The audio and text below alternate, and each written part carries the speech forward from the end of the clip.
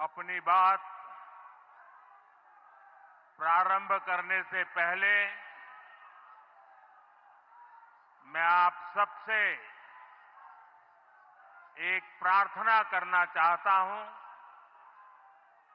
आप जहां हैं वहीं अपने स्थान पर बैठे रह करके ही खड़े होने की जरूरत नहीं है। बैठकर ही 22 तारीख को जिन परिवारजनों को हमने खोया है,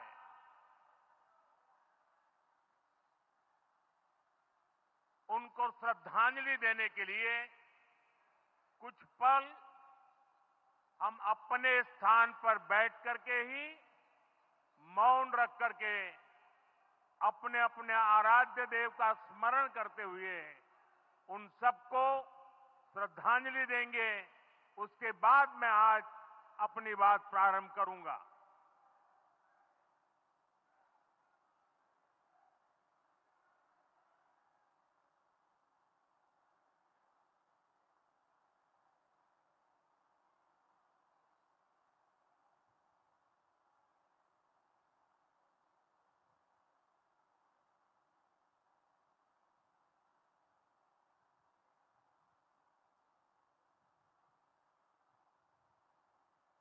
ओम शांति शांति शांति।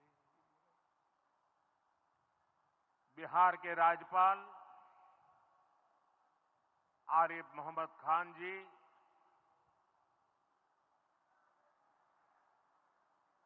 यहां के लोकप्रिय मुख्यमंत्री मेरे मित्र श्रीमान नीतीश कुमार जी,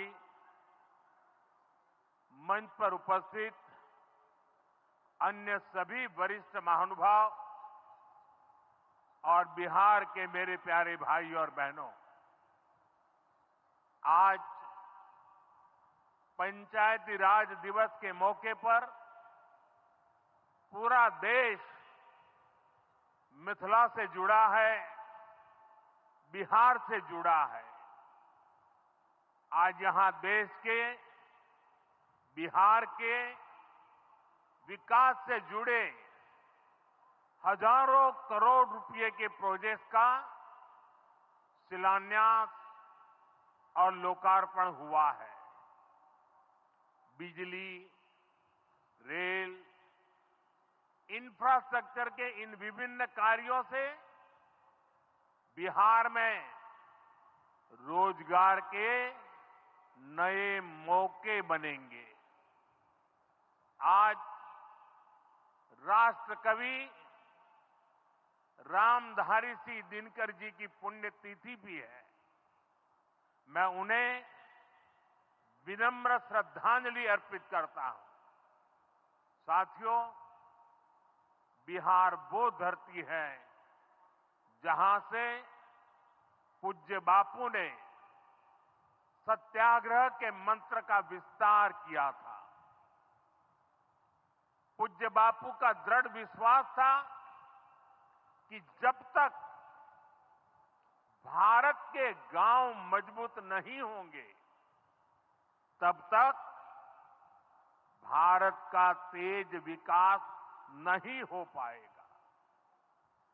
देश में पंचायती राज की परिकल्पना के पीछे यही भावना है। बीते दशक में पंचायतों को सशक्त करने के लिए एक के बाद एक कदम उठाए गए। टेक्नोलॉजी के माध्यम से भी पंचायतों को मजबूत किया गया। बीते दशक में 2 लाख से ज्यादा ग्राम पंचायतों को इंटरनेट से जोड़ा गया है। 5.5 लाख से ज्यादा कॉमन सर्विस सेंटर्स गांवों में बने। पंचायतों के डिजिटल होने से एक और फायदा हुआ है। जीवन मृत्यु प्रमाण पत्र, भूमि धारण प्रमाण पत्र, ऐसे कई दस्तावेज आसानी से प्राप्त कर सकते हैं। आजादी के अनेक दशकों बाद जहां देश को संसद की नई इमारत मिली, वहीं देश में 30,000 नए पंचायत भवन भी बनाए गए। पंचायतों को पर्याप्त फंड मिले, ये भी सरकार की प्राथमिकता रही है। बीते 10 साल में 2 लाख करोड़ रुपए से ज्यादा का फंड पंचायतों को मिला है।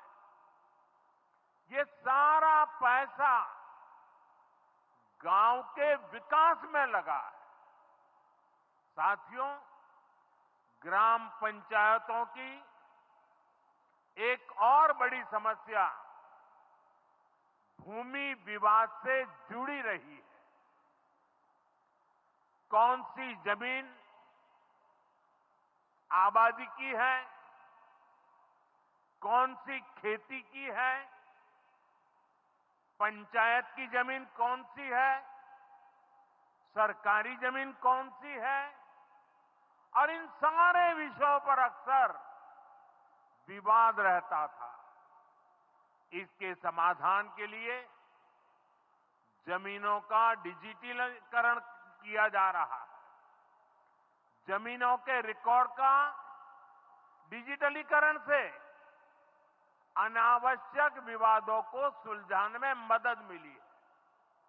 साथियों, हमने देखा है कि पंचायतों ने कैसे सामाजिक भागीदारी को सशक्त किया। बिहार देश का पहला राज्य था जहां महिलाओं को इनमें 50% आरक्षण की सुविधा दी गई, और इसलिए मैं नीतीश जी का अभिनंदन करता हूं। आज बहुत बड़ी संख्या में गरीब, दलित, महादलित, पिछड़े, अति पिछड़े समाज की बहन बेटियां बिहार में जनप्रतिनिधि बनकर सेवाएं दे रही है, और यही सच्चा सामाजिक न्याय है। यही सच्ची सामाजिक भागीदारी है। लोकतंत्र ज्यादा से ज्यादा भागीदारी से ही समृद्ध होता है, सशक्त होता है। इसी सोच के साथ लोकसभा और विधानसभा में महिलाओं के लिए 33% आरक्षण का कानून भी बनाया गया है। इसका लाभ देश के हर राज्य की महिलाओं को होगा।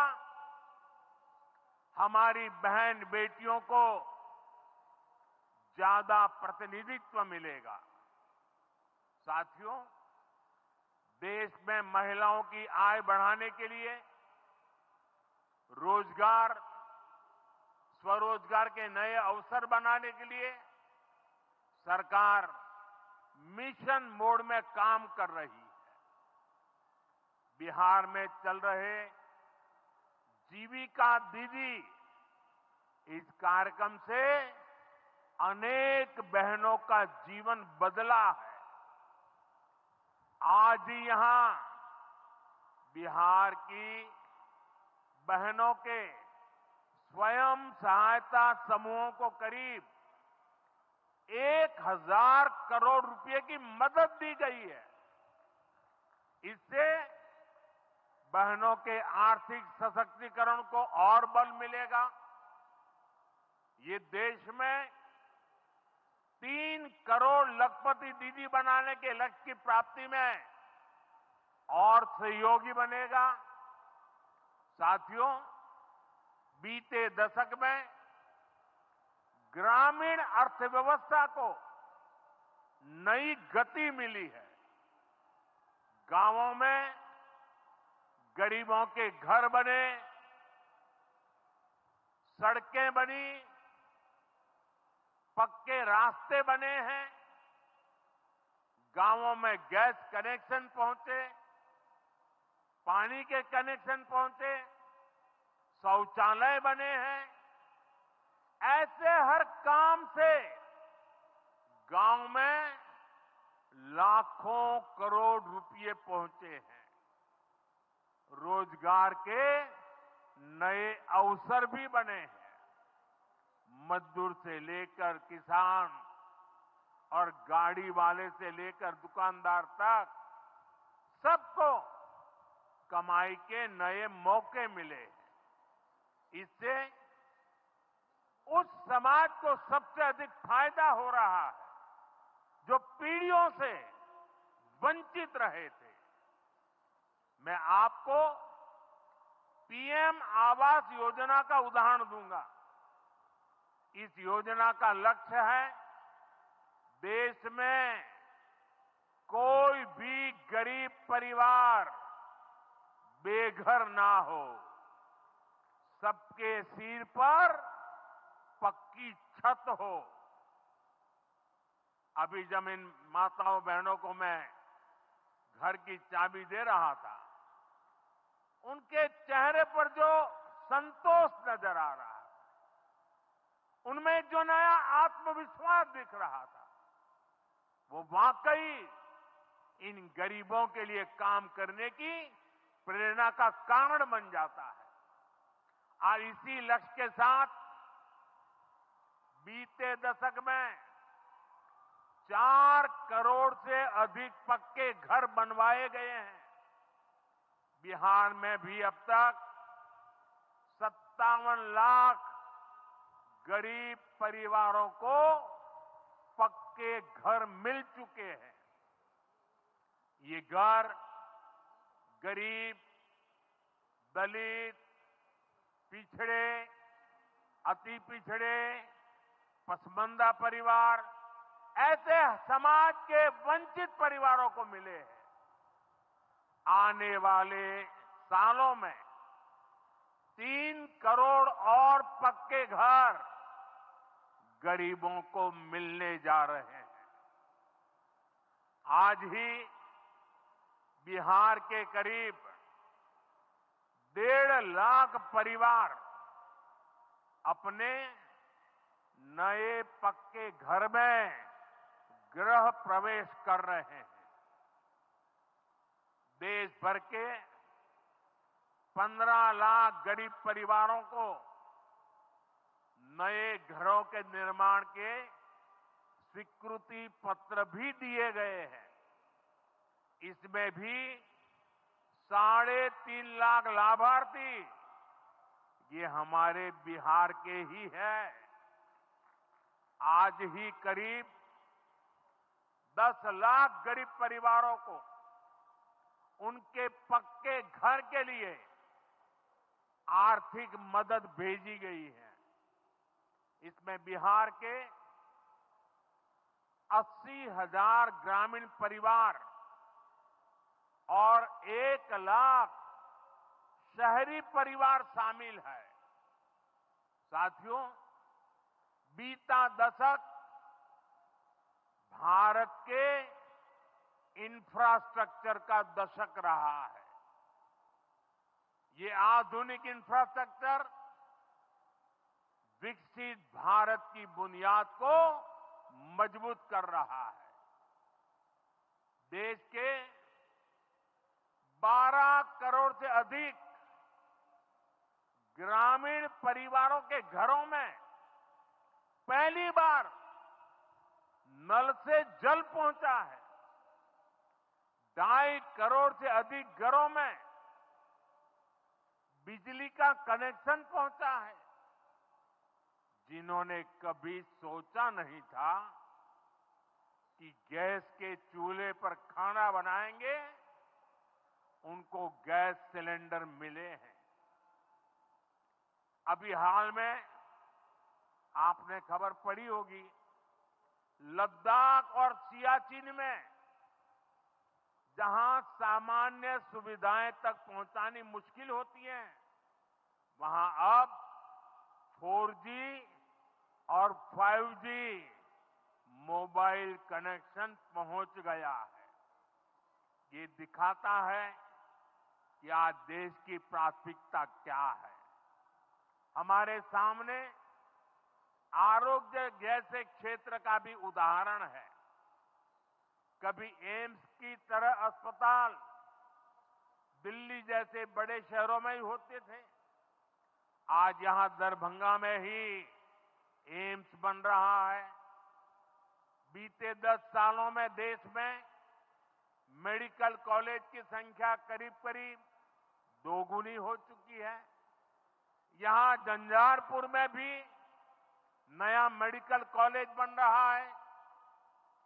साथियों, गांवों में भी अच्छे अस्पताल बने, इसके लिए देश भर में 1.5 लाख से ज्यादा आयुष्मान आरोग्य मंदिर बनाए गए हैं।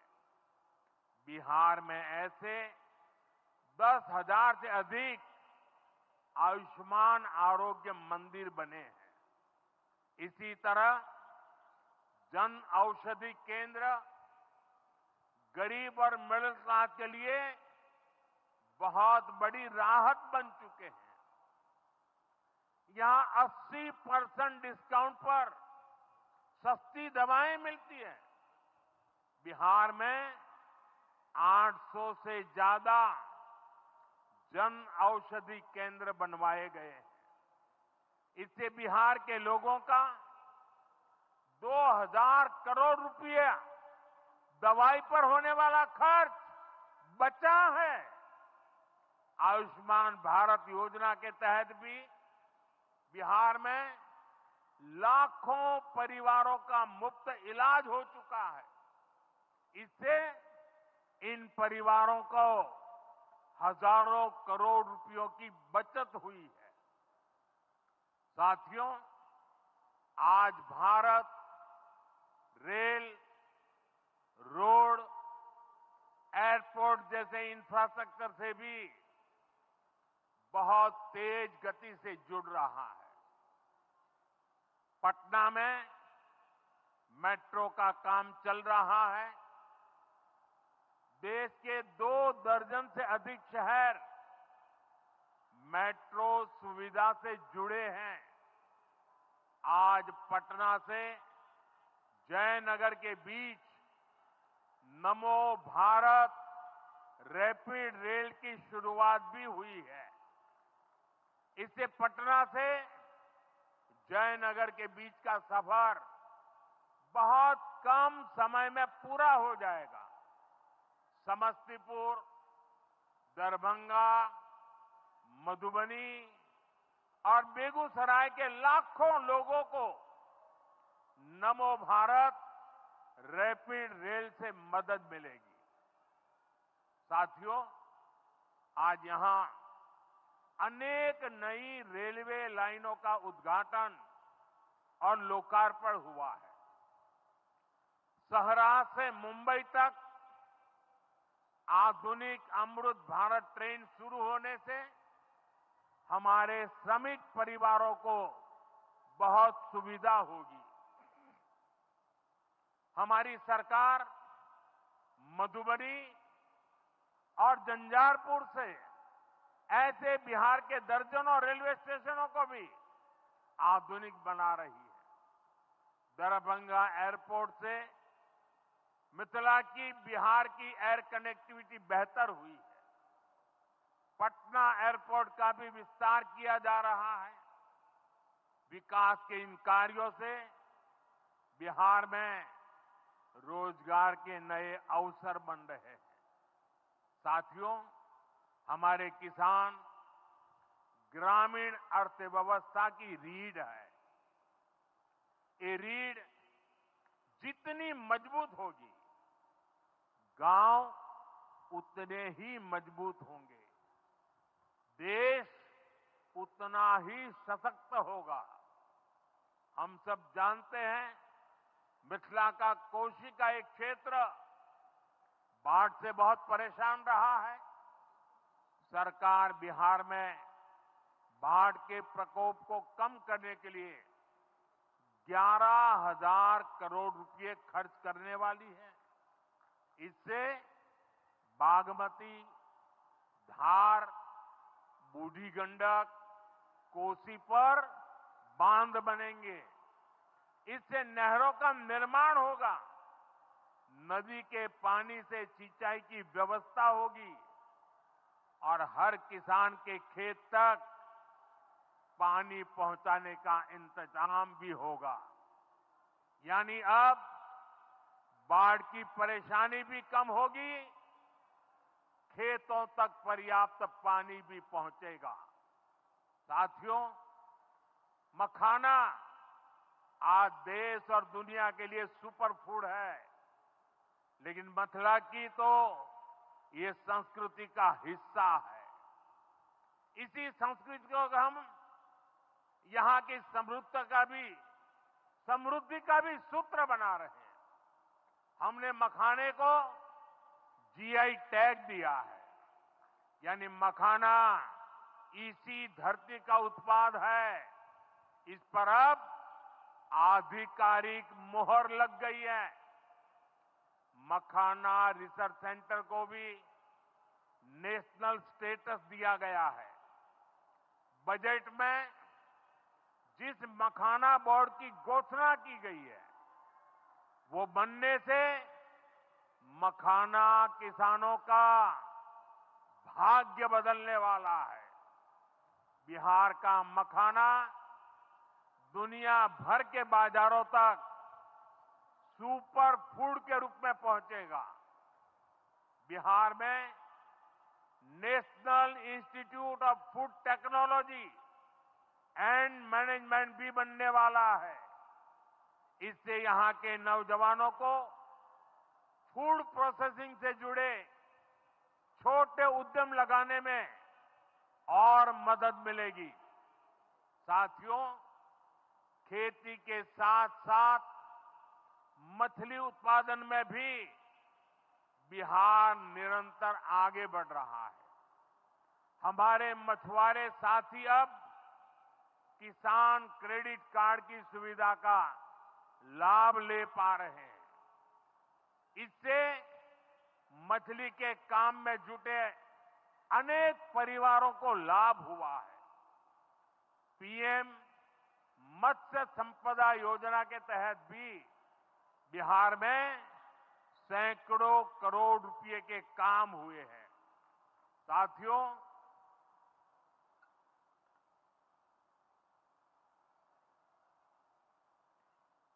साथियों 22 अप्रैल को जम्मू कश्मीर के पहलगाम में आतंकियों ने मासूम देशवासियों को जिस बेरहमी से मारा है, उससे पूरा देश व्यथित है। कोटि कोटि देशवासी दुखी हैं। सभी पीड़ित परिवारों के इस दुख में पूरा देश उनके साथ खड़ा है। जिन परिवारजनों का अभी इलाज चल रहा है, वे जल्द स्वस्थ हो, इसके लिए भी सरकार हर प्रयास कर रही है। साथियों, इस आतंकी हमले में किसी ने अपना बेटा खोया, किसी ने अपना भाई खोया, किसी ने अपना जीवन साथी खोया है। उनमें से कोई बांग्ला बोलता था, कोई कन्नड़ा बोलता था, कोई मराठी था, कोई ओडिया था, कोई गुजराती था, कोई यहां बिहार का लाल था। आज उन सभी की मृत्यु पर करगिल से कन्याकुमारी तक हमारा दुख एक जैसा है, हमारा आक्रोश एक जैसा है। ये हमला सिर्फ निहत्थे पर्यटकों पर नहीं हुआ है, देश के दुश्मनों ने भारत की आत्मा पर हमला करने का दुस्साहस किया है। मैं बहुत स्पष्ट शब्दों में कहना चाहता हूं, जिन्होंने ये हमला किया है, उन आतंकियों को और इस हमले की साजिश रचने वालों को उनकी कल्पना से भी बड़ी सजा मिलेगी। सजा मिलकर के रहेगी।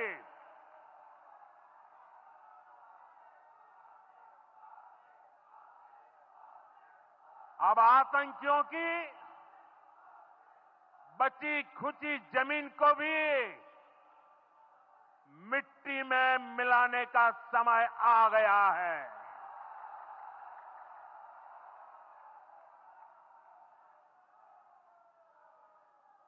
एक सौ चालीस करोड़ भारतीयों की इच्छा शक्ति अब आतंकी आकाओं की कमर तोड़ कर रहेगी।